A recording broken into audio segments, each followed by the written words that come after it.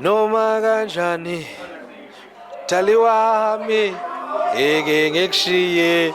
Awu uyazi Shibobo TKZ noma kanjani mfowethu uBrenda Fassie 1998 if I'm not mistaken wayethi vula indlela weMamgobhozi yabo. So namhlanje ngiyabona nje ukuthi ke udadewethu la eduze kwami ngiyambona beshaya ama get down ekhumbule eSophia Town. Dadewethu asikubingelele bese uqala utshela ababukeli ukuthi uJulungiswa yini ntambama kanje.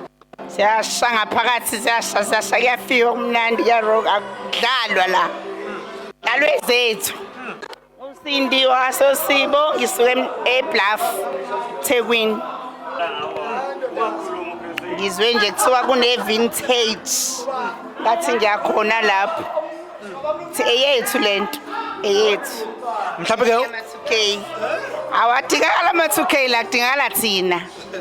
Uma uthi adingakali ke ama-2K kodwa ngiyazi ithina ama-2K.